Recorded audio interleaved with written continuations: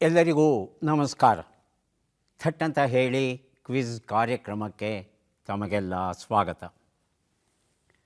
2025 ಹೊಸ ವರ್ಷ ಈಗಾಗಲೇ ಬಂದಿದೆ.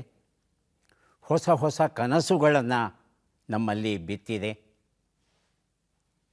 ಕಳೆದ ವರ್ಷದಲ್ಲಿ ಈಡೇರಿಸಿಕೊಳ್ಳಲಾಗದ ಆಸೆಗಳೆಲ್ಲ, ಬಯಕೆಗಳೆಲ್ಲ, ಕನಸುಗಳೆಲ್ಲ ಈ ವರ್ಷದಲ್ಲಿ ಈಡೇರಿಸಿಕೊಳ್ಳುತ್ತೇವೆ, ಈಡೇರುತ್ತವೆ ಅನ್ನೋ ಭರವಸೆಯಿಂದ ಈ ಒಂದು ದಿನವನ್ನು ನಾವೆಲ್ಲ ಆರಂಭಿಸೋಣ. 2025ನೇ ಸಾಲಿನ ಹೊಸ ವರ್ಷದ ಶುಭಾಶಯಗಳನ್ನು ತಮಗೆ ಅರ್ಪಿಸ್ತಾ ಇದ್ದೇವೆ. ಬರೀ ನಾನು ಮಾತ್ರ ಅರ್ಪಿಸಿದರೆ ಸಾಕ, ನಮ್ಮ ಅತಿಥಿಗಳೂ ಸಹ ತಮಗೆ ಶುಭಾಶಯಗಳನ್ನು ಹೇಳಬೇಕಲ್ವಾ. ನಿನ್ನೆ ನಮ್ಮ ಜೊತೆ ಒಂದಷ್ಟು ಮಾತುಕತೆಯನ್ನು ಆಡಿ ಅಭಿನಯ ಕ್ಷೇತ್ರದ ಬಗ್ಗೆ ಕೆಲವು ಸುಳುಹುಗಳನ್ನು ನಮಗೆ ಕೊಟ್ಟಂಥ ಕೃತಿಕಾ ರವೀಂದ್ರ ಹಾಗೂ ಕೈಲಾಶ್ ಇವತ್ತೂ ಸಹ ನಮ್ಮ ಜೊತೆಯಲ್ಲಿದ್ದಾರೆ. ತಮ್ಮೆಲ್ಲರ ಪರವಾಗಿ ಈ ಇಬ್ಬರು ಕಲಾವಿದರನ್ನು ಇವತ್ತಿನ ಕಾರ್ಯಕ್ರಮಕ್ಕೆ ಹೃತ್ಪೂರ್ವಕವಾಗಿ ಸ್ವಾಗತಿಸ್ತಾ ಇದ್ದೇನೆ. ಧನ್ಯವಾದಗಳು ಸರ್. ತಮ್ಮ ಹಾರೈಕೆಗಳು ನಮ್ಮ ವೀಕ್ಷಕರಿಗೆ, ಸಂಸ್ಥ ವೀಕ್ಷಕರಿಗೆ ಹೊಸ ವರ್ಷದ ಹಾರ್ದಿಕ ಶುಭಾಶಯಗಳು. ಹೊಸ ವರ್ಷ ಈ 2024ರಲ್ಲಿ ನಾವು ಸುಮಾರಷ್ಟನ್ನು ಹಾಗೆ ಉಳಿಸ್ಕೊಂಡಿದ್ದೇವೆ. ಬಹುಶಃ ಅದನ್ನು 2025ರಲ್ಲಿ ಹೊಸ ಹುರುಪಿನಿಂದ, ಹೊಸ ಹೋಪ್ನಿಂದ ಹಾಗೇ ಆಗುತ್ತೆ ಅನ್ನೋ ಒಂದು ಗಟ್ಟಿ ಮನಸ್ಸಿಂದ, ಛಲದಿಂದ, ಭರವಸೆಯಿಂದ ಪೂರೈಸೋಣ ಅಂತ ಹೇಳೋದಕ್ಕೆ ಇಷ್ಟಪಡ್ತೀನಿ. ಧನ್ಯವಾದಗಳು ಕೃತಿಕಾ. ಕೈಲಾಶ್, ಹೊಸ ವರ್ಷದ ಶುಭಾಶಯಗಳು ಎಲ್ರಿಗೂ.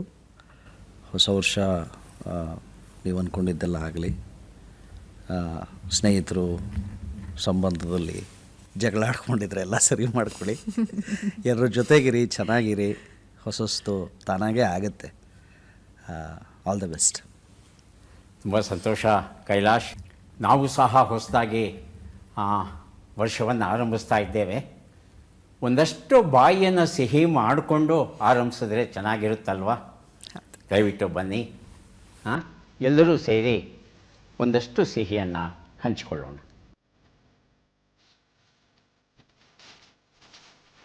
ವೀಕ್ಷಕರೇ, ಸಿಹಿ ನಮ್ಮ ಮುಂದೆ ಸಿದ್ಧವಾಗಿದೆ. ತಾವು ಅನುಮತಿ ಕೊಟ್ಟರೆ ನಾವೆಲ್ಲ ಈ ಕೇಕನ್ನು ಕತ್ತರಿಸೋದಕ್ಕೆ ಪ್ರಯತ್ನಿಸ್ತೇವೆ. ಕೃತಿಕಾ ಹಾಗೂ ಕೈಲಾಶ್, ನಮ್ಮ ಅತಿಥಿಗಳು ನೀವು. ಮೊದಲು ತಾವು ಇಬ್ಬರು ಸೇರಿ ಕೇಕನ್ನು ಕತ್ತರಿಸ್ಬೋದು. ಹೊಸ ವರ್ಷದ ಶುಭಾಶಯಗಳನ್ನು ಅರ್ಪಿಸ್ತಾ ಇದ್ದೇವೆ ತಮಗೆ. ದಯವಿಟ್ಟು ಬಾಯಿ ಸಿಹಿ ಮಾಡಿಕೊಳ್ಳಿ, ಬಹಳ ಮುಖ್ಯವಾದದ್ದು. ತಾವು ಅವರಿಗೆ ತಿನ್ನಿಸಿ.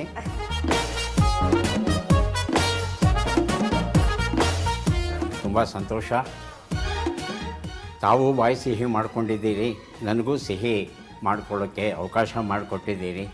ನಮ್ಮ ವೀಕ್ಷಕರು ಸಹ ಅವರವರ ಮನೆಯಲ್ಲಿ ಕೇಕನ್ನು ಕತ್ತರಿಸಿ ಈಗಾಗಲೇ ಹೊಸ ವರ್ಷದ ಹಬ್ಬವನ್ನು ಬಹಳ ವಿಜೃಂಭಣೆಯಿಂದ ಆಚರಿಸ್ತಾ ಇರ್ತಾರೆ ಅಂತ ನಾವೆಲ್ಲ ಭಾವಿಸೋಣ. ವೀಕ್ಷಕರೇ, ಮತ್ತೊಮ್ಮೆ ತಮಗೆ ಹೊಸ ವರ್ಷದ ಶುಭಾಶಯಗಳನ್ನು ಅರ್ಪಿಸ್ತಾ ನಮ್ಮ ಅತಿಥಿಗಳ ಜೊತೆ ಮಾತುಕತೆಯನ್ನು ಆರಂಭಿಸೋಣ. ಕೃತಿಕಾ ಅವರೇ, ತಾವು ಅಭಿನಯ ಕ್ಷೇತ್ರದಲ್ಲಿ ಈಗಾಗಲೇ ತಮ್ಮ ಛಾಪನ್ನು ಮೂಡಿಸಿದ್ದೀರ. ತಾವು ಏನು ಓದ್ಕೊಂಡಿದ್ದೀರಿ, ಎಲ್ಲಿ ಓದಿದ್ದೀರಿ, ಮತ್ತು ತಮ್ಮ ಹವ್ಯಾಸಗಳು ಏನು? ನಾನು ಓದಿದ್ದೆಲ್ಲವೂ ಶುರುವಿನಿಂದ ಒಂದು 10ನೇ ಕ್ಲಾಸ್ವರೆಗೂ ನಾನು ಓದಿದ್ದು ಆನಂದಪುರಂನಲ್ಲೇ. ನನ್ನ ಮೊದಲ 3-4 ವರ್ಷ, ಕೊನೆ 8ರಿಂದ 8, 9, 10 ಈ 6-7 ವರ್ಷಗಳ ಒಂದೇ ಸ್ಕೂಲ್ ನಂದು, ಸಾಧನಾ ವಿದ್ಯಾಕೇಂದ್ರ ಅಂತ. ಮಧ್ಯ 5, 6, 7ನೇ ಕ್ಲಾಸ್ ಓದಿದ್ದು ಗೌರ್ಮೆಂಟ್ ಸ್ಕೂಲ್ನಲ್ಲಿ, ಸರ್ಕಾರಿ ಹಿರಿಯ ಪ್ರಾಥಮಿಕ ಶಾಲೆ ಆನಂದಪುರಂ. ಅಲ್ಲಿ ನನ್ನ ತಾಯಿ ನನಗೆ ಮ್ಯಾಥ್ಸ್ ಮತ್ತು ಸೈನ್ಸ್ ಟೀಚರ್ ಅವರು. ಹಾಗಾಗಿ ನಾನು ತುಂಬ ಅಂದರೆ ಸ್ಕೂಲಲ್ಲಿ ನನಗೆ ಅಮ್ಮ ಅಂತ ಕರೆಯೋ ಹಾಗಿರಲಿಲ್ಲ, ಟೀಚರ್ ಅಂತ ಅದೇನಮ್ಮ ಅಂತ ಕರೆಯೋದು, ಇದು ಸ್ಕೂಲಿದು ಅಂತ ಅಷ್ಟು ಕಟ್ನಿಟ್ಟಾಗಿ ಬೆಳೆಸಿರೋ ಅಂಥವ್ರು ನನ್ನ ತಾಯಿ ನನಗೆ. ಮತ್ತು ಪ್ರತಿಭಾ ಕಾರಂಜಿ ಅನ್ನೋ ಒಂದು ಪ್ರೋಗ್ರಾಮ್ ಬರುತ್ತೆ ಸರ್ಕಾರಿ ಅಂದರೆ ಗೌರ್ಮೆಂಟ್ ಸ್ಕೂಲ್ಗಳಿಗೋಸ್ಕರ ಅಂತ. ಅಲ್ಲೂ ಕೂಡ ನನ್ನ ತಾಯಿ ಜಡ್ಜಾಗಿ ಕೂರ್ತಾ ಇರಲಿಲ್ಲ ನಾನು ಪಾರ್ಟಿಸಿಪೇಟ್ ಮಾಡ್ತಿದ್ದೀನಿ ಅಂದರೆ. ಯಾಕೆಂದರೆ ಇಲ್ಲ, ಅದು ನನ್ನ ತಲೆಗೆ ನನ್ನ ಮಗಳು ಅಂತ ಬಂದ್ಬಿಡುತ್ತೆ, ತಾರತಮ್ಯ ಆಗುತ್ತೆ, ನಾನು ಮಾಡಲ್ಲ ಜಡ್ಜ್ಮೆಂಟು, ಬೇರೆ ಪ್ರೋಗ್ರಾಮ್ಗಳನ್ನ ಕೊಡಿ ಅಂತ. ಆ ಥರ ಸ್ಟ್ರಿಕ್ಟಾಗಿ ಕಟ್ಟುನಿಟ್ಟಾಗಿ ಬೆಳೆದಿರುವಂಥ ಅಟ್ಮಾಸ್ಫಿಯರಲ್ಲಿ ಬೆಳೆದಿರೋವಂಥವಳು ನಾನು. ಮತ್ತು ಪಿ ಯು ಮತ್ತು ಫಸ್ಟ್ ಪಿ ಯು ಮತ್ತು ಸೆಕೆಂಡ್ ಪಿ ಯು ನಾನು ಕಂಪ್ಲೀಟ್ ಮಾಡಿದ್ದು ಶ್ರೀ ಸಿಗಂದೂರೇಶ್ವರಿ ಕಾಲೇಜ್, ಸಾಗರ. ಅದು ಉಳ್ಳೂರಲ್ಲಿದೆ ಈಗ. ಸಾಗರದಲ್ಲಿ ಮುಂಚೆ ಫಸ್ಟ್ ಪಿ ಯು ನಾನು ಸಾಗರದಲ್ಲಿತ್ತು ಓದಬೇಕಿದ್ರೆ, ಸೆಕೆಂಡ್ ಪಿ ಯು ಉಳ್ಳೂರಲ್ಲಿ ಓದಿದೆ, ಸೇಮ್ ಕಾಲೇಜು. ಅದನ್ನು ಮುಗಿಸ್ತಿದ್ದ ಹಾಗೇ ನಾನು ಜಾಯ್ನ್ ಆಗಿದ್ದು ರಾಧಾ ಕಲ್ಯಾಣಕ್ಕೆ. ಈಗ ನಾನು ಒಂದು ವರ್ಷದಿಂದ ನಾನು BA ಸೈಕಾಲಜಿ ಮಾಡ್ತಿದ್ದೀನಿ. ಸೈಕಾಲಜಿ ಮತ್ತು ಸೋಷಿಯಾಲಜಿ ಮತ್ತು ಪೊಲಿಟಿಕಲ್ ಸೈನ್ಸ್, ಇದು ಮೂರನ್ನ ತಗೊಂಡು ಸೈಕಾಲಜಿ ಮೇನಾಗಿ ಕಾನ್ಸಂಟ್ರೇಟ್ ಮಾಡ್ತಾ ಓದ್ತಾ ಇದ್ದೀನಿ ಈಗ. ತುಂಬ ಸಂತೋಷ ಆಗ್ತಾ ಇದೆ. ಯಾಕಂದರೆ ಅಭಿನಯ ಕ್ಷೇತ್ರಕ್ಕೆ ಬಂದು ಇಲ್ಲಿ ಸಾಕಷ್ಟು ಹೆಸರನ್ನು ಮಾಡಿದ ಮೇಲೆ ಓದಬೇಕು ಅನ್ನೋ ಆಸೆಯನ್ನು ಉಳಿಸ್ಕೊಂಡು ಅಂಚೆ ಮೂಲಕ ಮಾಡ್ತಾ ಇದ್ದೀರಾ ಈಗ? ಹೌದು, ಅಂಚೆ ಮೂಲಕ ಮಾಡ್ತೀನಿ. ಅಂಚೆ ಮೂಲಕ ಮಾಡ್ತಾ ಇದ್ದೀರಿ ಅಂದರೆ ತುಂಬ ಸಂತೋಷವಾಗುತ್ತೆ. ಅಂದರೆ ಅದು ಓದಬೇಕು ಅನ್ನೋ ಆಸೆ ತುಂಬ ಇತ್ತು ನನಗೆ. ಆ ಅವಕಾಶಗಳು ನನಗೆ ಸಿಗಲೇ ಇಲ್ಲ. ಆಗ್ಲೂ ಓದ್ತೀನಿ ಅಂದಾಗ ನನಗೆ ಶೂಟಿಂಗ್ ಬ್ಯುಸಿನಲ್ಲಿ ಆಗಲಿಲ್ಲ. ಅದೇ ಎಕ್ಸಾಮ್ ಟೈಮಲ್ಲಿ ನನಗೆ ಎಲ್ಲೋ ಕರ್ಕೊಂಡು ಶೂಟಿಂಗ್ ಇದೆ ಅಲ್ಲಿ ಅಂತ, ಬೆಂಗಳೂರಲ್ಲಿ ಇಲ್ಲ ನಮಗೆ ಬ್ಯಾಂಕಿಂಗ್ ಇಲ್ಲ, ನಮಗೆ ಇವಾಗ ನೀವು ಶೂಟಿಂಗ್ ಬರಲೇಬೇಕು ಅನ್ನೋ ಅನಿವಾರ್ಯತೆಗಳಿಂದ ನನಗೆ ಮುಗಿಸ್ಲಿಕ್ಕಾಗಲಿಲ್ಲ. ಇಲ್ಲ ಅಂದಿದ್ರೆ ನನ್ನ ಆಸೆ ಇದ್ದಿದ್ದೇನೆ ನಾನು ಒಂದು ಲೆಕ್ಚರರು ಅಥವಾ ಕಾಂಪಿಟೇಟಿವ್ ಎಕ್ಸಾಮ್ಸ್ ಬರೀಬೇಕು ಅನ್ನೋದೇ ನನ್ನ ಆಸೆ ಇದ್ದಿದ್ದು. ನನಗೆ ಓದೋದು ಅಂದರೆ ತುಂಬ ಇಷ್ಟ. ಸೊ ಹಾಗಾಗಿ ಒಂದು ಸಲ ದುಡಿಮೆ ಅಂತ ಶುರುವಾದಾಗ ಓದಿನ ಕಡೆ ಕಾನ್ಸಂಟ್ರೇಟ್ ಮಾಡೋದು ತುಂಬ ಕಷ್ಟ ಆಗುತ್ತೆ. ಈಗ ಆ ಕಷ್ಟಗಳ ನಡುವೆನೂ ಇಲ್ಲ ಓದಲೇಬೇಕು ಅನ್ನೋ ಛಲಕ್ಕೋಸ್ಕರ ಓದಿ ಮುಗಿಸ್ಬೇಕು ಅಂತಲೇ ಇದ್ದೀನಿ ಸರ್. ಇನ್ನೇನು ಹವ್ಯಾಸಗಳನ್ನು ರೂಢಿಸ್ಕೊಂಡಿದ್ದೀರಾ? ಹವ್ಯಾಸ ಅಂದರೆ ಹಾಡ್ತೀನಿ ನಾನು, ಮತ್ತು ಡಾನ್ಸ್ ಇದ್ದೇ ಇರುತ್ತೆ, ಮತ್ತು ಬುಕ್ಸ್ ಓದೋದು ಒಂದು ಅಂದರೆ ಅದೊಂಥರ ಲೈಫ್ ಸ್ಟೈಲ್ ಆಗಿಬಿಟ್ಟಿದೆ. ಹವ್ಯಾಸ ಅನ್ನೋದಕ್ಕಿಂತ ದಿನಕ್ಕೆ ಬುಕ್ ಓದಲೇಬೇಕು ನನಗೆ, ಓದದೆ ಮಲಗಲಿಕ್ಕೆ ಆಗಲ್ಲ. ಒಳ್ಳೆ ಪುಸ್ತಕ ನಾನು ಇವಾಗ ಓದ್ತಾ ಇದ್ದೀನಿ, ಚನ್ನಭೈರಾದೇವಿ ಓದಿದೆ, ಆಲ್ಮೋಸ್ಟ್ ಮುಗಿತಾ ಬಂತು ಚನ್ನಭೈರಾದೇವಿ. ಮತ್ತು ಕೆ ಎನ್ ಗಣೇಶಯ್ಯ ಅವ್ರದ್ದು ಸುಮಾರಷ್ಟು ಬುಕ್ಗಳನ್ನ ಓದಿದ್ದೀನಿ. ಇತ್ತೀಚೆಗೆ ಒಂದು ನೀರಿನ ಬಗ್ಗೆ ಒಂದು ಬುಕ್ ಓದ್ತಿದ್ದೀನಿ, ಅದ್ರ ಹೆಸರು ನಂಗೆ ಜ್ಞಾಪಕಕ್ಕೆ ಬರ್ತಿಲ್ಲ. ಮತ್ತು ನಂಜಮ್ಮಣ್ಣಿ ಬುಕ್ ಓದ್ತಾ ಇದ್ದೀನಿ ಈಗ ಓದ್ತಾ ಇರೋದು. ನಂಜಮ್ಮಣ್ಣಿ ಹೌದು, ಪುಸ್ತಕವನ್ನು ಬರೆದವರು ಚನ್ನಭೈರಾದೇವಿ ಬರೆದವರು ಗಜಾನಂದ ಶರ್ಮಾ ಅವರು. ಹೌದು, ನನಗೆ ಅವರ ಬುಕ್ ಚನ್ನಭೈರಾದೇವಿ ಓದಿದ ಮೇಲೆ ಅವರ ಬುಕ್ಗಳನ್ನ ಜಾಸ್ತಿ ಓದಬೇಕು ಅನಿಸ್ತು. ಚನ್ನಭೈರಾದೇವಿ ನನ್ನ ಮೂಲಕ್ಕೆ ಸ್ವಲ್ಪ ಕನೆಕ್ಟೆಡ್ ಕೂಡ, ಅದು ಆ ಕಡೆನೇ ಬರುತ್ತೆ, ಅದು ಶಿರ್ಸಿ ಆ ಕಡೆನೇ ಬರುತ್ತೆ. ಹಾಗಾಗಿ ನನಗೆ ಅದು ಓದಲಿಕ್ಕೆ ಪ್ರೇರೇಪಿಸಿದಂಥ ಬುಕ್ ಅದು. ಅದನ್ನು ಓದಿದ ಮೇಲೆ ನನಗೆ ಅವರ ಬುಕ್ ತುಂಬ ಇಷ್ಟ ಆಗಿ ಅದನ್ನು ಕಂಟಿನ್ಯೂ ಮಾಡ್ತಾ ಇದ್ದೀನಿ ಈಗ. ಅಲ್ಲ, ಓದುವ ಹವ್ಯಾಸ ಇಟ್ಕೊಂಡಿದ್ದಲ್ಲದೆ ಚನ್ನಭೈರಾದೇವಿ, ನಂಜಮ್ಮಣ್ಣಿ ಇವೆಲ್ಲ ಬೃಹತ್ ಕಾದಂಬರಿಗಳು. ಹೌದು, ಬೃಹತ್ ಕಾದಂಬರಿ, ಎಲ್ಲ 500-600 ಪುಟಗಳಿರುವಂಥದ್ದು. ಹೌದು. ಈಗಾಗಲೇ ಓದಿ ಮುಗಿಸಿದ್ದೀನಿ ಅಂತ ಹೇಳಿದ್ರಿ, ಅಭಿನಂದನೆಗಳು. ಹಾಗೆ ಹಾಡ್ತೀನಿ ಅಂತ ಹೇಳಿದ್ರಿ, ಹೌದು. ನಮಗಾಗಿ ಒಂದು ಹಾಡನ್ನು ಹಾಡ್ಬೋದಾ? ತಮಗಿಷ್ಟ ಬಂದದ್ದು. ಇದು ನನ್ನ ಪ್ರಕಾರ ಪ್ರತಿಯೊಂದು ಶುರುವಿಗೆ ನಾವು ಗಣೇಶನ್ನೇ ಜ್ಞಾಪಿಸ್ಕೊಳ್ತೀವಿ. ಸೊ ಹಾಗಾಗಿ ಇದು ಒಂದು ಹೊಸ ವರ್ಷದ ಶುರು. ಗಣೇಶನ ಬಗ್ಗೆನೇ ಒಂದು ಹಾಡು ಹಾಡ್ತೀನಿ. ಆಗಲಿ. ನಮ್ಮಮ್ಮ ಶಾರದೆ ಉಮಾ ಮಹೇಶ್ವರಿ, ನಿಮ್ಮೊಳಗಿಹನ್ಯಾರಮ್ಮ. ನಮ್ಮಮ್ಮ ಶಾರದೆ ಉಮಾ ಮಹೇಶ್ವರಿ, ನಿಮ್ಮೊಳಗಿಹನ್ಯಾರಮ್ಮ. ಕಮ್ಮಗೋಲನ ವೈರಿಸುತನಾದ ಸೊಂಡಿಲ ಎಮ್ಮಯ ಗಣನಾಥನೇ ಕಾಣಮ್ಮ. ನಮ್ಮಮ್ಮ ಶಾರದೆ ಉಮಾ ಮಹೇಶ್ವರಿ, ನಿಮ್ಮೊಳಗಿಹನ್ಯಾರಮ್ಮ. ಬಹಳ ಚೆನ್ನಾಗಿ ಹಾಡಿದ್ರಿ. ಹೊಸ ವರ್ಷಕ್ಕೆ ಒಳ್ಳೆಯ ಆರಂಭವನ್ನು ಕೊಟ್ರಿ. ಧನ್ಯವಾದಗಳು. ಕೈಲಾಶ್, ತಾವು ಒಂದು ಹಾಡು ಹಾಡಬೇಕಲ್ಲ? ಖಂಡಿತ ನನಗೆ ಹಾಡಕ್ಕೆ ಬರೋದಿಲ್ಲ. ಅಲ್ಲ, ರಂಗಭೂಮಿಯವರು ನೀವು ಹಾಡಕ್ಕೆ ಬರಲ್ಲ ಅಂದರೆ ಹೇಗೆ? ನಮ್ಮೇಶ್ರು ಹಂಗೆ ಬೈತಾ ಇದ್ರು ಸರ್, ರಂಗಭೂಮಿಗೆ ಬಂದ್ಮೇಲೆ ಹಾಡಕ್ಕೆ ಬರಬೇಕು ಅಂತ. ನಮಗೆ ಹಾಡಕ್ಕೆ ಬರಲ್ಲ. ಚಿಂತೆ ಇಲ್ಲ, ಒಂದು ಒಳ್ಳೆಯ ಸಂಭಾಷಣೆ. ಛಲದೊಳ್ ದುರ್ಯೋಧನಂ, ನನ್ನಿಯೊಳ್ ಇನತನೆಯಂ, ಕಂಡಿನೊಳ್ ಭೀಮಸೇನಂ, ಬಲದೊಳ್ ಮದ್ರೇಶನ್, ಅತ್ಯುನ್ನತಿಯೊಳ್ ಅಮರ ಸಿಂಧೂದ್ಭವಂ ಚಾಪ ವಿದ್ಯಾ ಬಲದೊಳ್ ಕುಂಭೋದ್ಭವಂ ಸಾಹಸದ ಮಹಿಮೆಯೊಳ್ ಫಲ್ಗುಣಂ ಧರ್ಮದೊಳ್ ನಿರ್ಮಲ ಚಿತ್ತಂ ಧರ್ಮಪುತ್ರಂ ಮಿಗಿಲ್ ಇವರ್ಗಳಿನಿ ಭಾರತಂ ಲೋಕಪೂಜ್ಯಂ. ಬಹಳ ಚೆನ್ನಾಗಿ ಹೇಳಿದ್ರಿ. Thank you sir. ಪಂಪನ ಒಂದು ಪದ್ಯವನ್ನು, ಸೊಗಸಾದ ಪದ್ಯವನ್ನು ನೆನಪಿಸಿದ್ದಕ್ಕೆ ಧನ್ಯವಾದಗಳು. ತಾವು ಅಭಿನಯಿಸಿದ ಮೊದಲ ನಾಟಕ, ರಿಹರ್ಸಲ್ ಮಾಡುವಾಗ ಬರೀ 4-5 ಜನ ಇರ್ತೀವಿ, ಆದರೆ ಇದ್ದಕ್ಕಿದ್ದಾಗೆ ರಂಗ ವೇದಿಕೆ ಮೇಲೆ ನಿಂತ್ಕೊಂಡು ನೋಡಿದಾಗ ಎದುರುಗಡೆ 100 ಜನ 1000 ಜನ ಇರ್ತಾರೆ. ಆಗ ಕೈಕಾಲು ನಡುಕ ಇತ್ಯಾದಿಗಳು ಏನಾದರೂ ಆಗಿತ್ತಾ? ಖಂಡಿತ ಸರ್. ಹಂಚ್ಕೊಳ್ಳಿ. ಮೊದಲನೇ ನಾಟಕ ಚಮಾರನ ಚಾಲುಕಿ ಹೆಂಡತಿ ಅಂತ, ಅವನು ಸ್ಪೇನ್ನ ನಾಟಕಕಾರ ಲೋರ್ಕಾ ಬರೆದಿರುವ ನಾಟಕ. ಆ ನಾಟಕ ತಿಪ್ಟೂರಿನಲ್ಲಿ ರಿಹರ್ಸಲ್ ನಡೀತಾ ಇತ್ತು. ನಾನು ಹೋದೆ. ನಾನು ಅಲ್ಲಿ ಒಬ್ಬರು ಈಗ ರಂಗಾಯಣದ ನಿರ್ದೇಶಕರಾಗಿದ್ದಾರೆ, ಸತೀಶ್ ತಿಪ್ಟೂರು, ಅವರು ನಿರ್ದೇಶಕರು ಅವತ್ತು. ಇದು ನಾನು ಹೇಳ್ತಾ ಇರೋದು ಸುಮಾರಾದ 24-25 ವರ್ಷದ ಹಿಂದಿನ ಕತೆ. ಅವರು ಆ ನಾಟಕ ಮಾಡಿಸ್ತಾಯಿದ್ರು. ಹೋಗಿ ನಾನು ನಾಟಕಕ್ಕೆ ಸೇರ್ಕೋಬೇಕು ಅಂತ ಕೇಳಿದಾಗ ಅವ್ರು ನನಗೆ ಹಳೆ ಪರಿಚಯ, ನನ್ನ ಚಿಕ್ಕ ಹುಡುಗನಿಂದ ನೋಡಿದರು ಅವರು. ಬಾರೋ ಓದೋ ಅಂತ ಒಂದು ಪುಸ್ತಕ ಕೊಟ್ಟರು, ಕನ್ನಡ ಓದಿದೆ. ಅವ್ರಿಗೆ ಖುಷಿ ಆಯಿತು, ಸೇರಿಸ್ಕೊಂಡ್ರು. ಒಂದೇ ಒಂದು ಸೀನಲ್ಲಿ ಒಂದೇ ಒಂದು ಡೈಲಾಗ್ ಇತ್ತು ನನಗೆ. ಯಾಕೆಂದರೆ ಎಲ್ಲ ಬೇರೆ ನಟರು ಅದಾಗಲೇ ನೀನಾಸ ಮಾಡಿಕೊಂಡು ಬಂದ ತುಂಬ ಸೀನಿಯರು ಅನುಭವಿ ನಟರು. ನಾನು ಅವಾಗ ಹೊಸದಾಗೆ ರಂಗಭೂಮಿಗೆ ಬಂದವನು. ಸೊ ನನಗೆ ಒಂದೇ ಒಂದು ಸಣ್ಣ ಪಾತ್ರ ಕೊಟ್ಟಿದ್ರು.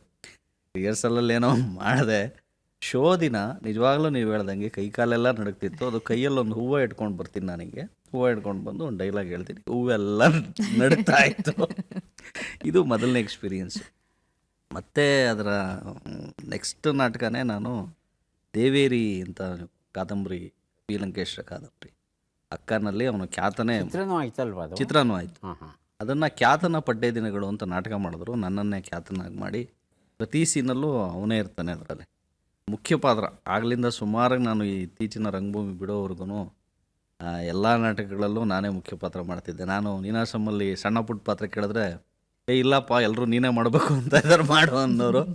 ಅದೇನೋ ಸುಕೃತ. ಅಂದರೆ ನಾನು ಚೆನ್ನಾಗಿ ಮಾಡ್ತಿದ್ದೆ ಅನ್ನೋದಕ್ಕಿಂತ ಆ ಕಾಲಕ್ಕೆ ಆ ಇದಕ್ಕೆ ನಾನು ಸೂಟ್ ಆಗ್ತಿದ್ದೆ. ಅದೇನೋ ಆಯಿತು ಅಷ್ಟೆ. ಅದಾದಮೇಲೆ ನನಗೆ ಕಿರುತೆರೆ ಮತ್ತು ಹಿರಿತೆರೆನೇ ಹೆಚ್ಚು ಚಾಲೆಂಜ್ ಕೊಟ್ಟಿದೆ. ಸಾಹಿತ್ಯವನ್ನು ರಚಿಸ್ತೇನೆ ಅಂತ ಹೇಳಿದ್ರಿ, ಚಿತ್ರಗಳಿಗೆಲ್ಲ ಸಂಭಾಷಣೆ ಬರ್ತಿದ್ದೇನೆ ಅಂತ. ಒಂದು ಪ್ರಕಾಶನ ಸಂಸ್ಥೆಯನ್ನು ಆರಂಭಿಸಿದ್ದೀರಂತಲ್ಲ, ಅದರ ಹಿನ್ನೆಲೆ ಏನು? ಎಲ್ಲರ ಪುಸ್ತಕ ಅಂತ ಸರ್. ಏನಂದರೆ ನಾವು ನೀನಾಶ್ರಮಲ್ಲಿ ಇದು ಬಂದಿದ್ದರಿಂದ ನಾವು ಸುಬ್ಬಣ್ಣನ ಭಾಳ ಹತ್ತಿರದಿಂದ ನೋಡಿದ್ದೀವಿ. ಸುಬ್ಬಣ್ಣ ನಾನು ನೀನಾಶ್ರಮದಲ್ಲಿದ್ದಾಗ ಇದ್ದರು. ಸುಬ್ಬಣ್ಣ ಇಂಥ ಮಾದರಿ ವ್ಯಕ್ತಿತ್ವ ಅಂತಂದರೆ ಆ ಸಮುದಾಯದ ಬಗ್ಗೆನೇ ಅವ್ರು ಯಾವಾಗಲೂ ಮಾತಾಡ್ತಾ ಇದ್ದರು. ಒಂದು ಸೋಷಿಯಲ್ ರೆಸ್ಪಾನ್ಸಿಬಿಲಿಟಿ ಅಂತ ಪ್ರತಿಯೊಬ್ಬ ಮನುಷ್ಯನಿಗೂ ಇರುತ್ತೆ, ಅದು ಇರಬೇಕು ಕೂಡ. ಅದನ್ನೇ ಸುಬ್ಬಣ್ಣ ಅವರ ಕೆಲಸದ ಮೂಲಕ ಹೇಳ್ಕೊಟ್ಟಿರೋದು. ಈಗ ನಾವು ಇಷ್ಟೆಲ್ಲ ಹಾಗೆ ಬೆಂಗಳೂರಿಗೆ ಬಂದು ಇದೆಲ್ಲ ಮಾಡ್ತಾ ಸರಿ ನಮ್ಮ ರೆಸ್ಪಾನ್ಸಿಬಿಲಿಟಿ ಏನು ಅಂತ ನೋಡಿದಾಗ, ಸರಿ ನಾವು ನಮ್ಮ ದುಡಿಮೆ ಮಾಡ್ತೀವಿ, ಅನ್ನ ತಿಂತೀವಿ, ಮಲಗ್ತೀವಿ, ಎದ್ದೋಗ್ತೀವಿ ಅನ್ನೋದು ಅಷ್ಟೇನಾ ಅಂತ ಯೋಚನೆ ಮಾಡಿದಾಗ, ನಾವು ಮಕ್ಕಳಿಗೆ ಪುಸ್ತಕ ಮಾಡಬೇಕು. ಅಂದರೆ ಕನ್ನಡ ಕಳೆದೋಗ್ತಿದೆ ಅಂತ, ಅಂದರೆ ಕಳೆದೋಗ್ತಿದೆ ಅನ್ನೋ ಎಲ್ಲ ಕಡೆನೂ ಕಳೆದೋಗ್ತಿದೆ ಅಂತ ನಿಜಾನೇ ಅದು. ಅಂದರೆ ನಿಮಗೆ ಈಗ 20 ವರ್ಷದ ಹಿಂದೆ ಕನ್ನಡ ಕಿವಿಗೆ ಬೀಳ್ತಿದ್ದಿದ್ದು, ಕಣ್ಣಿಗೆ ಕಾಣ್ತಿದ್ದಿದ್ದು ಕಾಣ್ತಾ ಇಲ್ಲ. ಈಗ ಬ್ಯಾನರ್ಗಳಾಗ್ಬೋದು, ಮತ್ತೊಂದು ಆಗ್ಬೋದು, ಎಲ್ಲ ಇಂಗ್ಲೀಷ್ನಲ್ಲೇ ಇರುತ್ತೆ. ಇಂಗ್ಲೀಷ್ ಒಂಥರ ಎಲ್ರಿಗೂ ಒಂದು ಸಮಾನವಾದ ಲ್ಯಾಂಗ್ವೇಜ್ ಆಗಿಬಿಟ್ಟಿದೆ. ಈ ಕಾರಣಕ್ಕೆ ನಾನಂತೂ ನನ್ನ ಹೆಂಡತಿ ವನಿತಾ ಅಂತ, ಅವರು ಶಾಂತಿನಿಕೇತನಲ್ಲಿ ಪೇಂಟಿಂಗ್ ಕಲ್ತಿದ್ದಾರೆ.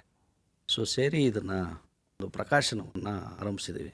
ಇದು ಮಕ್ಕಳಿಗೆ ಕನ್ನಡದಲ್ಲಿ ಚಿತ್ರ ಪುಸ್ತಕಗಳನ್ನು ಮಾಡುವ ಪ್ರಕಾಶನ ಸಂಸ್ಥೆ. ಇದುವರೆಗೂ 10 ಪುಸ್ತಕ ಪ್ರಿಂಟ್ ಮಾಡಿದ್ದೀವಿ ಸರ್. ತೋರಿಸಿ ಇವತ್ತಷ್ಟು ಪುಸ್ತಕಗಳನ್ನು. ಇದು ಮೊದಲ ಓದು ಅಂತ. ಇದು ಪುಟ್ಟ ಮಕ್ಕಳಿಗೆ ಆಗತಾನೆ ಚಿತ್ರವನ್ನು ನೋಡಿ, ಇದರ ಕಂಟೆಂಟ್ ಕೂಡ ಮೊದಲಿಗೆ ಮಕ್ಕಳಿಗೆ ಶುರುವಾಗೋದು ನನ್ನ ಬಟ್ಟೆ. ಮೊದಲನೇ ಪೇಜೆ ನನ್ನ ಬಟ್ಟೆ ಮತ್ತು ಮಕ್ಕಳ ಬಟ್ಟೆ. ಮಕ್ಕಳಿಗೆ ಉರ್ಸೋಕ್ಕೆ ಶುರು ಮಾಡೋದೆ ಅವ್ರ ಬಟ್ಟೆ, ಅವರ ಥಿಂಗ್ಸ್ ಎಲ್ಲ ಅವ್ರಿಗೆ ಸಂಬಂಧಪಟ್ಟ ವಸ್ತುಗಳು. ನಂತರ ಅಮ್ಮನ ಜಡೆಗೂ ಮತ್ತು ಮಗುಗೂ ಇರುವ ನಂಟು, ಅದು ವ್ಯೂವರ್ಸ್ ಹೇಳಲೇಬೇಕಾಗಿಲ್ಲ ಅಂಥದ್ದು. ಮತ್ತು ಅಪ್ಪನ ಮೀಸೆ, ಈ ಥರ ಮಗುವಿಗೆ ತುಂಬ ಆಪ್ತವಾದ ಅಜ್ಜಿಯ ಬೊಟ್ಟು, ಈ ಥರದನ್ನು ಇಟ್ಕೊಂಡು. ಆಮೇಲೆ ರುಚಿ ಅಂತ ಇದು ಸರ್, ಟೊಮೊಟೊ ಹುಳಿ ಮತ್ತು ಸಿಹಿ. ಮಕ್ಕಳಿಗೆ ಮೊದಲಿಗೆ ಆ ರುಚಿಯನ್ನು ಪರಿಚಯಿಸುವ ಪುಸ್ತಕವಾಗಿ ನಾವು ಎರಡನ್ನೂ ಮಾಡಿದ್ದೀವಿ. ಇನ್ನು ಸುಮಾರು ಪುಸ್ತಕಗಳನ್ನು ಮಕ್ಕಳ ಕೈಯಲ್ಲೇ ಚಿತ್ರಗಳನ್ನು ಬರೆಸಿ, ಕಥೆನ ಬರೆಸಿ ಮುದ್ರಿಸ್ತೀರಂತಲ್ಲ, ಅದೇನದು? ಹೌದು ಸರ್. ಅದೂ ಇದು ಚಿಟ್ಟೆ ಅಂತ ಒಂದು ಪುಸ್ತಕ. 3ನೇ ಕ್ಲಾಸಿನ ಹುಡುಗಿ ಕತೆ ಬರೆದು ಚಿತ್ರಿಸಿರುವ ಪುಸ್ತಕ ಇದು. ನಾವು ಇದನ್ನು ಒಂದು ಸೀರೀಸ್ ಆಗಿ ಮಾಡಿದ್ವಿ. ಅಂದರೆ ಮಕ್ಕಳೇ ರಚಿಸಿದ ಪುಸ್ತಕ ಅಂತ, ಮಕ್ಕಳೇ ಮಕ್ಕಳಿಗಾಗಿ ರಚಿಸಿದ ಪುಸ್ತಕ ಅಂತ. ಈ ಥರ ಒಂದು 2-3 ಪುಸ್ತಕ ಇದೆ. ಇದು ಏಕೆ ಬೇಕು ಕನ್ನಡ ಅಂತ, ಇದು ತುಂಬ ನಮ್ಮಲ್ಲಿ ಒಳ್ಳೆ ಸೇಲಿಂಗ್ ಕೂಡ ಇದೆ. ಯಾಕೆಂದರೆ ಕನ್ನಡ ಏಕೆ ಬೇಕು ಅನ್ನೋದು ಕನ್ನಡಿಗನಾಗಿ ಎತ್ತಬೇಕಾಗಿರುವ ಪ್ರಶ್ನೆ ಮತ್ತು ಕೇಳ್ಕೊಳ್ಬೇಕಾಗಿರುವ ಪ್ರಶ್ನೆ. ಕನ್ನಡ ಅನ್ನೋದು ಭಾಷೆ ಅಲ್ಲ, ಕನ್ನಡ ಅನ್ನೋದು ಸಂಸ್ಕೃತಿ, ಕನ್ನಡ ಅನ್ನೋದು ನಾವು ನೆಲ ಜಲ, ನಾವು ಬದುಕಬೇಕಾಗಿರುವ ಬದುಕು. ಅದಕ್ಕಾಗಿ ಈ ಪುಸ್ತಕನ ನಾನೇ ಬರೆದಿದ್ದೀನಿ. ಇದು ಒಳ್ಳೆ ಸೇಲಿಂಗ್ ಇದೆ. ಇದರಲ್ಲಿ ಒಂದೇ ಒಂದು ಪ್ಯಾರನ ನಾನು ಓದಬೇಕು ಅಂತ ಇಷ್ಟಪಡ್ತೀನಿ ಸರ್. ಓದ್ಬೋದು? ಓದಿ. ಡಬ್ಬಿಯಲ್ಲಿ ಏನಿದೆ? ಅವರೆ, ಕಡಲೆ, ತೊಗರಿ ಬೇಳೆ, ಅಕ್ಕಿ, ರಾಗಿ, ಜೋಳದಿಟ್ಟು. ಬುಟ್ಟಿಯಲ್ಲಿ ಏನಿದೆ? ತೊಂಡೆ, ಬೆಂಡೆ, ಬದನೆ, ಸೌತೆ, ನುಗ್ಗೆಕಾಯಿ, ಹೀರೆಕಾಯಿ, ತರ ತರಕಾರಿ. ಬೇಕೇ ಬೇಕು ಕನ್ನಡ, ರುಚಿ ರುಚಿಯ ಕನ್ನಡ. ಈ ಥರ ಕನ್ನಡದ ಏರಿಳಿತಗಳು, ಕನ್ನಡದ ಸುಖ, ಓದುವ ಸುಖ, ಕೇಳುವ ಸುಖ, ಕನ್ನಡ ಭಾಷೆಯನ್ನು ಭಾಷೆಗಳ ರಾಣಿ ಅಂತ ಕರೆಯೋದು ಯಾಕೆ ಅನ್ನೋದನ್ನು ಲಿಪಿಗಳ ರಾಣಿ ಅಂತ ನಾವು ಎಕ್ಸ್ಪ್ಲೋರ್ ಮಾಡಬೇಕು ಅಂತ ಮಾಡಿದ್ದೀವಿ ಸರ್. ತುಂಬ ಸಂತೋಷ ಕೈಲಾಶ್. Thank you sir. ಹಾಂ, ತಾವು ಸಿದ್ಧವಾಗಿದ್ದರೆ ಒಂದಷ್ಟು ಕನ್ನಡ ಪುಸ್ತಕಗಳನ್ನು ಕೊಡುವ ಪ್ರಯತ್ನ ಮಾಡ್ತಾಯಿತ್ತು ತಮಗೆ. Yes sir, yes sir. ಸಿದ್ಧವಾಗಿದ್ದೀರಾ? Yes sir. ಶುರು ಮಾಡಬಹುದಾ? ಹಾಂ ಸರ್. ಈಗ ಬಂತು ಮೊದಲ ಪ್ರಶ್ನೆ. 1000 ವರ್ಷಗಳ ಹಿಂದೆ ಹೊಸ ವರ್ಷದ ಆಚರಣೆಯನ್ನು ಯಾರು ಜಾರಿಗೆ ತಂದರು? ಪ್ರಾಚೀನ ಈಜಿಪ್ಷಿಯನ್ನರು, ಪ್ರಾಚೀನ ಮೆಸೊಪೊಟೋಮಿಯನ್ನರು? ಯಾರು? ಪ್ರಾಚೀನ ಮೆಸೊಪೊಟೋಮಿಯನ್. ಮುಂದಿನ ಪ್ರಶ್ನೆ. ಜಗತ್ತಿನಾದ್ಯಂತ ಹೊಸ ವರ್ಷದ ಆಚರಣೆಗೆ ಯಾವ ಕ್ಯಾಲೆಂಡರನ್ನು ಸಾಮಾನ್ಯವಾಗಿ ಬಳಸ್ತಾರೆ? Gregorian calendar, Julian calendar? Julian calendar. ಮುಂದಿನ ಪ್ರಶ್ನೆ. 2025ನೇ ಹೊಸ ವರ್ಷವನ್ನು ಜಗತ್ತಿನಲ್ಲಿ ಯಾವ ದೇಶವು ಮೊದಲು ಆಚರಿಸುತ್ತದೆ? ಕ್ರಿಸ್ಮಸ್ ದ್ವೀಪಗಳು, ಕಿರಿಬಾಟಿ ದ್ವೀಪಗಳು? ಮುಂದಿನ ಪ್ರಶ್ನೆ. 2025ನೆಯ ಹೊಸ ವರ್ಷವನ್ನು ಜಗತ್ತಿನಲ್ಲಿ ಕೊನೆಯದಾಗಿ ಯಾವ ದೇಶವು ಆಚರಿಸುತ್ತದೆ? American Samoa, Russian Samoa? American Samoa. ಮುಂದಿನ ಪ್ರಶ್ನೆ. 2025ನೇ ವರ್ಷದ ಮೊದಲ ದಿನದಲ್ಲಿ ಎಷ್ಟು ಸೆಕೆಂಡ್ಗಳಿವೆ? 86,400 ಸೆಕೆಂಡುಗಳು, 84,400 ಸೆಕೆಂಡುಗಳು. 86,400. ಕಲ್ಪನೆ ಹೇಗೋಗುತ್ತೆ ಅಂತ ನೋಡೋಣ. 86,400. 86 ಅಂತ ಹೇಳ್ತಾ ಇದ್ದಾರೆ. ಮುಂದಿನ ಪ್ರಶ್ನೆಯನ್ನು ನೋಡೋಣ. ಒಂದು ಗಡಿಯಾರ 1 ಗಂಟೆಯಾದಾಗ 1 ಸಲ ಹೊಡೆದರೆ, 2 ಗಂಟೆಯಾದಾಗ 2 ಸಲ ಹೊಡೆದರೆ, 3 ಗಂಟೆಯಾದಾಗ 3 ಸಲ ಹೊಡೆದರೆ ಹೊಸ ವರ್ಷದ ದಿನದಂದು ಒಟ್ಟು ಎಷ್ಟು ಸಲ ಹೊಡೆಯುತ್ತದೆ? 256 ಸಲವಾ, 156 ಸಲವಾ? ಮತ್ತೆ ಕಲ್ಪನೆ ಬೇಕಿಲ್ಲ, ಲೆಕ್ಕ ಮಾಡಲಿಕ್ಕಾಗಲ್ಲ. 156. ಎಷ್ಟನೇದು? 156. 156 ಅಂತ ಹೇಳ್ತಾ ಇದ್ದಾರೆ. ಮುಂದಿನ ಪ್ರಶ್ನೆ. 2025ನೆಯ ಮೊದಲ ದಿನದಂದು ಯಾವ ದೇಶದಲ್ಲಿ ಅತ್ಯಂತ ಬೃಹತ್ ಬಾಣ ಬಿರುಸುಗಳ ಹಬ್ಬ ನಡೆಯಲಿದೆ? Dubai, UAE, Sydney, Australia? Dubai, Burj Khalifa. Dubai. ಮುಂದಿನ ಪ್ರಶ್ನೆ. ಗೋವಾದ ಯಾವ ಬೀಚ್ನಲ್ಲಿ ಹೊಸ ವರ್ಷದ ಉತ್ಸವವು ಅತಿ ವಿಜೃಂಭಣೆಯಿಂದ ನಡೆಯುತ್ತದೆ? Baga beach, Anjuna beach? Baga beach. ಮುಂದಿನ ಪ್ರಶ್ನೆ. ಯಾವ ದೇಶದಲ್ಲಿ ಹೊಸ ವರ್ಷದ ಮೊದಲ ದಿನದಂದು 12 ದ್ರಾಕ್ಷಿಗಳನ್ನು ತಿನ್ನುವ ಆಚರಣೆ ಇದೆ? Britain, Spain? ಮುಂದಿನ ಪ್ರಶ್ನೆ. ಟೈಮ್ಸ್ ಸ್ಕ್ವೇರ್ ಬಾಲ್ ಡ್ರಾ ಎಷ್ಟು ಸೆಕೆಂಡುಗಳ ಅವಧಿಯ ವಿದ್ಯಮಾನವಾಗಿದೆ? 60 ಸೆಕೆಂಡುಗಳು, 100 ಸೆಕೆಂಡುಗಳು? ಊಹೆ ಮಾಡಿ, ಪರವಾಗಿಲ್ಲ. 60 ಸರ್. 60. ಹೌದಾ ಕೃತಿಕಾ? 60, 100? ಗೊತ್ತಿಲ್ಲ ಸರ್, ಅಂದರೆ ಇದ್ರ ಬಗ್ಗೆ ಗೊತ್ತಿಲ್ಲ. ಉತ್ತರವನ್ನು ನೋಡ್ತಾ ಹೋಗೋಣ. ಒಂದು ಉತ್ತರ. ಪ್ರಾಚೀನ ಮೆಸೊಪೊಟೋಮಿಯನ್ನರು ಮೊದಲ ಬಾರಿಗೆ ಹೊಸ ವರ್ಷದ ಪರಿಕಲ್ಪನೆಯನ್ನು ಅಸ್ತಿತ್ವಕ್ಕೆ ತಂದರು ಅಂತ ಹೇಳ್ತಾರೆ. ಮುಂದಿನ ಪ್ರಶ್ನೆಗೆ ಉತ್ತರವನ್ನು ನೋಡೋಣ. ಗ್ರೆಗೋರಿಯನ್ ಕ್ಯಾಲೆಂಡರ್ನ ಬಳಸ್ತೇವೆ. ಜೂಲಿಯನ್ ಕ್ಯಾಲೆಂಡರ್ನೇ ಪರಿಷ್ಕರಿಸಿ ಗ್ರೆಗೋರಿಯನ್ ಕ್ಯಾಲೆಂಡರ್ನ ನಾವು ಜಾರಿಗೆ ತರ್ತೇವೆ. ಪೋಪ್ ಗ್ರೆಗೋರಿ 13 ಈ ಕ್ಯಾಲೆಂಡರನ್ನು ಅಸ್ತಿತ್ವಕ್ಕೆ ತರ್ತಾನೆ. ಮುಂದಿನ ಪ್ರಶ್ನೆಗೆ ಉತ್ತರ. ಕಿರಿಬಾಟಿ ದ್ವೀಪಗಳು ಶಾಂತ ಮಹಾಸಾಗರದಲ್ಲಿದೆ. ಸುಮಾರು 21 ದ್ವೀಪಗಳ ರಾಷ್ಟ್ರ. ಈ 21 ದ್ವೀಪಗಳಲ್ಲೇ ಕ್ರಿಸ್ಮಸ್ ದ್ವೀಪವೂ ಸಹ ಬರುತ್ತೆ. ಮುಂದಿನ 4ನೇ ಪ್ರಶ್ನೆಗೆ ಉತ್ತರ, ಅಮೆರಿಕನ್ ಸಮೋವಾ ಅನ್ನೋದು ಕೊನೆಯಲ್ಲಿ ಬರುತ್ತೆ. ಯಾಕಂದರೆ ಅಂತಾರಾಷ್ಟ್ರೀಯ ದಿನಾಂಕವನ್ನು ನಿರ್ಧರಿಸುವ ರೇಖೆ ಅಂತ ಇಂಟರ್ನ್ಯಾಷನಲ್ ಡೇಟ್ ಲೈನ್ ಅಂತಿರುತ್ತೆ. ಅದು ಹಿಂಭಾಗದಲ್ಲಿ ಯಾವ ದೇಶ ಇದೆ ಅಂದರೆ ಅದೇ ಕೊನೆ ದೇಶ ಹಬ್ಬವನ್ನು ಆಚರಿಸೋದು. ಈಗ 5ನೇ ಪ್ರಶ್ನೆಗೆ ಹೋಗೋಣ. 86,400 ಸೆಕೆಂಡುಗಳು ಅನ್ನೋದು ಸರಿಯಾದ ಉತ್ತರ ಆಗಿತ್ತು. ಮುಂದಿನ ಪ್ರಶ್ನೆಗೆ ಉತ್ತರವನ್ನು ನೋಡೋಣ. 156 ಸಲ ಅನ್ನೋದು ಸರಿಯಾದ ಉತ್ತರ ಆಗಿತ್ತು. ನಮ್ಮ ವೀಕ್ಷಕರು ಬೇಕಾದರೆ ಲೆಕ್ಕ ಹಾಕಬಹುದು. ಮುಂದಿನ ಪ್ರಶ್ನೆಗೆ ಉತ್ತರವನ್ನು ನೋಡೋಣ. ದುಬೈ UAEನಲ್ಲಿ ಅದ್ಭುತವಾದ ಈ ಒಂದು ಬಾಣ ಬಿರುಸುಗಳ ಹಬ್ಬ ನಡೆಯುತ್ತೆ. ಹಾಗೆಯೇ ಸಿಡ್ನಿನಲ್ಲೂ ಅಷ್ಟೇ ಪ್ರಸಿದ್ಧವಾದದ್ದು ಸಿಡ್ನಿ ಹಾರ್ಬರಲ್ಲಿ ನಡೆಯುತ್ತೆ. ಆದರೆ ದುಬೈನ ವಿಶೇಷ ಏನು ಅಂದರೆ 1,000 ಡ್ರೋನ್ಗಳು ಬೆಳಕನ್ನು ಚೆಲ್ಲುತ್ತಾ ವಿವಿಧ ರೀತಿಯ ಆಕೃತಿಗಳನ್ನು ಏನು ರೂಪಿಸುತ್ತೆ ಬಾನಲ್ಲಿ, ಅದು ಅದ್ಭುತವಾಗಿದೆ. 5 ವರ್ಷಗಳಿಂದ ಸತತವಾಗಿ ನಡೆಸ್ಕೊಂಡು ಬರ್ತಾ ಇದೆ. 5 ವರ್ಷಗಳಿಂದಲೂ ಅದು ಗಿನ್ನೆಸ್ ದಾಖಲೆಯಲ್ಲಿದೆ.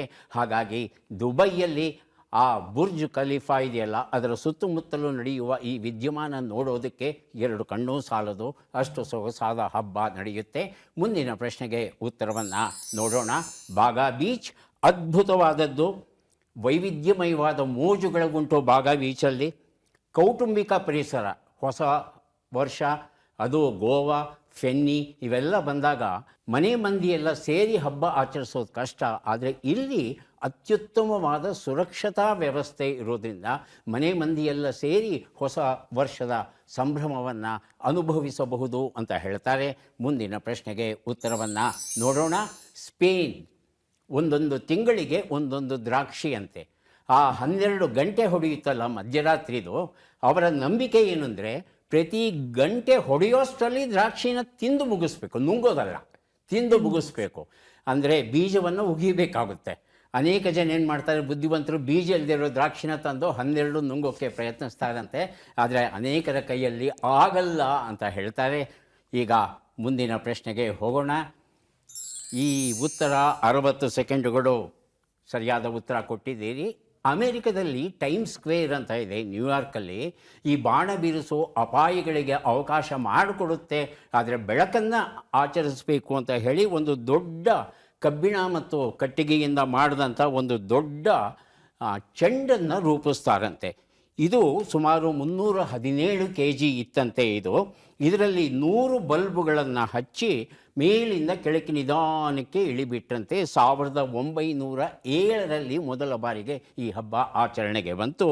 ಆದರೆ ಈಗ ಏನಾಗಿದೆ ಅಂತ ಹೇಳ್ತಂದರೆ 5,500 kg ಬೃಹತ್ತಾಗಿರ್ತಕ್ಕಂಥ ಒಂದು ಚೆಂಡನ್ನು, ಅದರ ಒಳಗೆ ಸುಮಾರು 32,000 LED ಬಲ್ಬ್ಗಳನ್ನು ಹಾಕ್ತಾರಂತೆ. ಈ LED ಬಲ್ಬ್ಗಳು 16 ದಶಲಕ್ಷ ವೈವಿಧ್ಯಮಯವಾದ ಬಣ್ಣಗಳನ್ನು ಚೆಲ್ಲುತ್ತಾ ನಿಧಾನಕ್ಕೆ ಇಳಿಯುತ್ತಂತೆ. ಇದು ಸರಿಯಾಗಿ 11 ಗಂಟೆ 59 ನಿಮಿಷಕ್ಕೆ ಇಳಿಯೋಕೆ ಶುರು ಮಾಡುತ್ತೆ. ಅದು ನೆಲವನ್ನು ಮುಟ್ಟುವ ವೇಳೆಗೆ ಸರಿಯಾಗಿ ಹೊಸ ವರ್ಷ ಆರಂಭವಾಗಿರುತ್ತೆ. ಹಾಗಾಗಿ 60 ಸೆಕೆಂಡುಗಳ ಕಾಲವೇ ಇಳಿಬೇಕು, ಅಷ್ಟು ಕರಾರುವಾಕ್ಕಾಗಿ ಅದನ್ನು ನಿಯಂತ್ರಿಸಿರ್ತಾರಂತೆ. ಇದನ್ನು ನೋಡೋಕೆ 1 ಮಿಲಿಯನ್ ಜನ ಸೇರ್ತಾರಂತೆ ಆ ಟೈಮ್ ಸ್ಕ್ವೇರಲ್ಲಿ. 1 ಬಿಲಿಯನ್ ಜನ ವಿವಿಧ ಮಾಧ್ಯಮಗಳ ಮೂಲಕ ಈ ಹೊಸ ವರ್ಷವನ್ನು ಆಚರಿಸ್ತಾರಂತೆ. ಅದು ಈ ಟೈಮ್ ಸ್ಕ್ವೇರ್ ಬಾಲ್ ಡ್ರಾಪ್ ಅಂತಕ್ಕಂಥ ಒಂದು ಹಬ್ಬದ ವಿಶೇಷ ಆಚರಣೆ. ಏನು ಅನ್ನಿಸ್ತು? ಭಾಳ ಚೆನ್ನಾಗಿ. ನಾವು ಸಹ ಒಂದು ಸಲ ನೋಡಿದ್ರೆ ಚೆನ್ನಾಗಿರುತ್ತೆ. ಯಾಕಂದರೆ ತುಂಬ ಚೆನ್ನಾಗಿರುತ್ತೆ. ಅಷ್ಟೂ ಜನ ಸೇರಿಕೊಂಡು ಈ ಒಂದು ಹಬ್ಬವನ್ನು ಆಚರಿಸ್ತಾರಲ್ಲ. ಜಗತ್ತಿನ ಪ್ರಖ್ಯಾತ ಹೊಸ ವರ್ಷದ ಹಬ್ಬಗಳಲ್ಲಿ ಈ ಟೈಮ್ ಸ್ಕ್ವೇರ್ ಬಾಲ್ ಡ್ರಾಪ್ ಅನ್ನೋ ಒಂದು, ಸಿಡ್ನಿ ಹಾರ್ಬರು, ಹಾಗೆ ಬುರ್ಜ್ ಖಲೀಫಾ, ಹೀಗೆ ಇಡೀ ರಾತ್ರಿ ಅದ್ಭುತವಾಗಿರುತ್ತೆ. ಅವೆಲ್ಲ ಬೇಡಪ್ಪ, ನಮ್ಮನೇಲೆ ನಾವು ಚೆನ್ನಾಗಿ ಹಬ್ಬವನ್ನು ಆಚರಿಸೋಣ ಅಂದರೆ ಅದಕ್ಕೂ ನಾವೆಲ್ಲ ಸಿದ್ಧವಾಗಿದ್ದೇವೆ. ಕೃತಿಕಾ ಹಾಗೂ ಕೈಲಾಶ್ ಇನ್ನೂ ಮಾತನಾಡಬೇಕು ಹೊಸ ವರ್ಷದ ಬಗ್ಗೆ ಅಂತ ಆಸೆ. ಆದರೆ ಸಮಯ ಬೆನ್ನು ತಟ್ಟಿ ಹೇಳ್ತಾ ಇದೆ ಮುಗಿತಾ ಬಂತು ಅಂತ. ಹಾಗಾಗಿ ನನ್ನ ಕರ್ತವ್ಯವನ್ನು ನಾನು ನಿರ್ವಹಿಸಬೇಕಾಗುತ್ತೆ. ಇವತ್ತಿನ ಕಾರ್ಯಕ್ರಮದಲ್ಲಿ ನಿಮಗೆ ನಾವು ಕೊಡ್ತಾ ಇರ್ತಕ್ಕಂಥ ಅಷ್ಟೂ ಪುಸ್ತಕಗಳನ್ನು ನಮಗೆ ಕೊಟ್ಟಿದ್ದಾರೆ.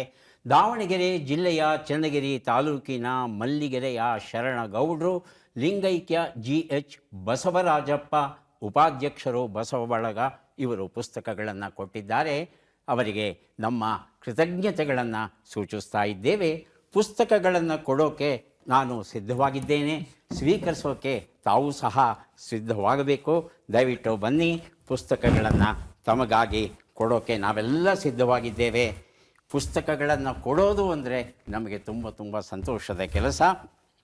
ಕೃತಿಕಾ ಅವರಿಗೆ ಪುಸ್ತಕಗಳನ್ನು ಕೊಡ್ತಾ ಇದ್ದೇವೆ, ದಯವಿಟ್ಟು ಸ್ವೀಕರಿಸಿ. ಅಭಿನಂದನೆಗಳು. ಹಾಗೆ ನಮ್ಮ ಕೈಲಾಶ್ ಅವರಿಗೂ ಪುಸ್ತಕಗಳನ್ನು ಕೊಡ್ತಾ ಇದ್ದೇವೆ.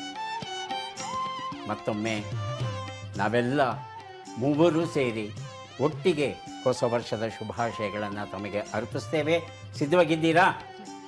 2025ನೇ ವರ್ಷದ ಶುಭಾಶಯಗಳು ತಮಗೆಲ್ಲ. ಮತ್ತೆ ಭೇಟಿಯಾಗೋಣ. ನಮಸ್ಕಾರ.